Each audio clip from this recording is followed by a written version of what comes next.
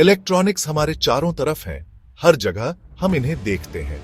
हमारे फोन से लेकर कार्स तक ये हमारी जिंदगी का अहम हिस्सा बन चुके हैं। ये डिवाइसेस देखने में कॉम्प्लिकेटेड लगते हैं, लेकिन इनके पीछे की साइंस बहुत इंटरेस्टिंग है। लेकिन ये सब सिंपल कंपोनेंट्स से बने होते हैं, जिन्हें समझना आसान है। ये कंपोनेंट्स इलेक्ट्रॉनिक्स के बिल्डिंग ब्लॉक्स जैसे होते हैं, जो हर डिवाइस में पाए जाते हैं। ये मिलकर इलेक्ट्रिसिटी को कंट्रोल करते हैं और अमेजिंग चीजें पॉसिबल बनाते हैं, जैसे कि कम्युनिकेशन और ऑटोमेशन। इलेक्ट्रॉनिक सर्किट्स को समझने का एक तरीका है उन्हें प्लम्बिंग की तरह इमेजिन करना, जिससे कॉन्सेप्ट आसान हो जाता है। इलेक्ट्रिसिटी वायर्स में ऐसे फ्लो करती है जैसे पानी पाइप्स में फ्लो करता है, और दोनों को कंट्रोल करने के तरीके भी सिमिलर हैं। प्लम्बिंग की तरह ही हमें इलेक्ट्रिसिटी के फ्लो को कंट्रोल करने के तरीके चाहिए, ताकि हम डिजायर्ड आउटपुट पा सकें। यहीं पर रेजिस्टर्स, कैपेसिटर्स और इंडक्टर्स आते हैं, जो इस कंट्रोल को पॉसिबल बनाते हैं। ये तीन कंपोनेंट्स इलेक्ट्रिशियन के टूल्स जैसे होते हैं, जिनसे कॉम्प्लेक्स सर्किट्स बनाए जाते हैं। रेजिस्टर्स वाल्व्स जैसे होते हैं, जो इलेक्ट्रिक करंट की अमाउंट को कंट्रोल करते हैं। ये करंट को लिमिट करते हैं ताकि सर्किट्स ओवरहीट ना हो। कैपेसिटर्स स्टोरेज टैंक्स जैसे होते हैं, जो इलेक्ट्रिकल एनर्जी को बाद में यूज करने के लिए स्टोर करते हैं। ये एनर्जी को स्टोर करके सर्किट्स को स्टेबल रखते हैं। इंडक्टर्स हेवी फ्लाईव्हील्स जैसे होते हैं, जो करंट के फ्लो में चेंजेस का रेजिस्ट करते हैं। ये सडन चेंजेस को स्मूथ करते हैं ताकि सर्किट्स सही से काम कर सके। इन बेसिक कंपोनेंट्स को समझना इलेक्ट्रॉनिक्स कैसे वर्क करती है, ये समझने के लिए की है। आइए हर एक पर क्लोजर लुक डालते हैं और इनके फंक्शंस को डिटेल में समझते हैं। एक गार्डन होज है जिसमें स्प्रे नोजल लगा है, उसे इमेजिन करो। नोजल को एडजस्ट करके पानी के फ्लो को कंट्रोल किया जा सकता है। रेजिस्टर्स इलेक्ट्रॉनिक सर्किट में ऐसे ही वर्क करते हैं।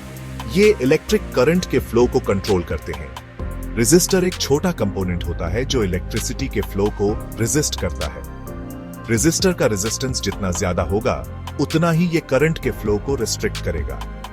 रेजिस्टेंस को OHMS में मेजर किया जाता है। सर्किट्स में रेजिस्टर्स कई रीजन से यूज किए जाते हैं। इन्हें किसी पार्टिकुलर कंपोनेंट में जाने वाले करंट को कम करने के लिए यूज किया जा सकता है, जैसे लाइट बल्ब को डिम करना।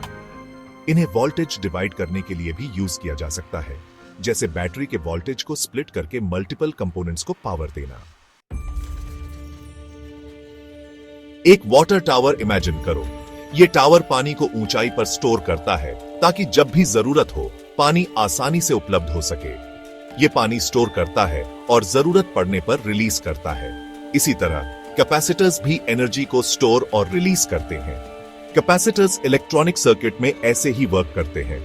ये छोटे डिवाइसेस होते हैं जो इलेक्ट्रिकल एनर्जी को स्टोर करते हैं।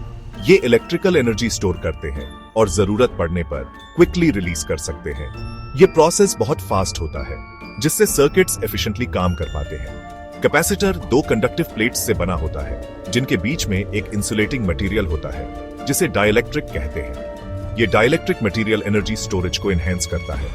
जब प्लेट्स में वोल्टेज अप्लाई किया जाता है, तो प्लेट्स पर इलेक्ट्रिकल चार्ज बिल्डअप होता है। ये चार्जेस ऑपोजिट पोलैरिटी के होते हैं, जिससे एनर्जी स्टोर होती है। ये स्टोर्ड चार्ज बाद में रिलीज किया जा सकता है, जैसे जब आप कैमरा के फ्लैश बटन से अपनी फिंगर हटाते हैं और फ्लैश होता है। ये एक इंस्टेंट एनर्जी रिलीज का एग्जाम्पल है। सर्किट्स में कैपेसिटर्स के कई यूजेस होते हैं। ये अलग अलग शेप्स और साइजेस में आते हैं, और हर एक का स्पेसिफिक फंक्शन होता है। ये वोल्टेज फ्लक्चुएशंस को स्मूथ आउट कर सकते हैं, जिससे स्टेबल पावर सप्लाई मिलती है।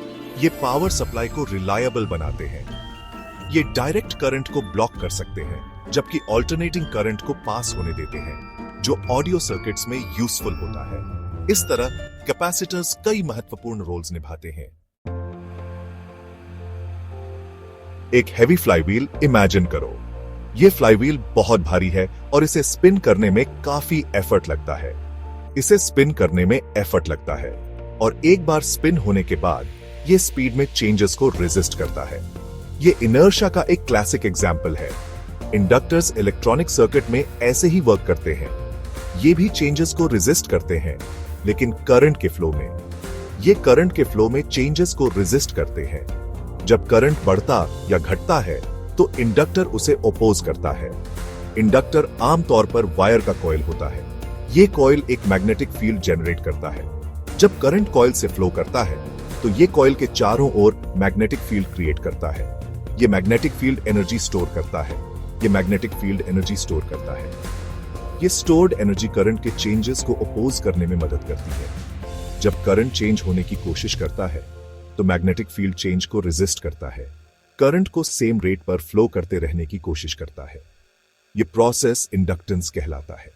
इंडक्टर सर्किट्स में कई पर्पसेस के लिए यूज किए जाते हैं। ये बहुत वर्सेटाइल कंपोनेंट्स होते हैं। ये अनवांटेड फ्रीक्वेंसीज को फिल्टर आउट कर सकते हैं, जैसे रेडियो ट्यूनर्स में। ये सिग्नल को साफ और स्पष्ट बनाने में मदद करते हैं।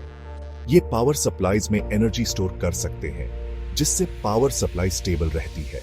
और ये ट्रांसफॉर्मर्स में एसेंशियल कंपोनेंट्स होते हैं जो वोल्टेज को स्टेप अप या डाउन करने के लिए यूज किए जाते हैं।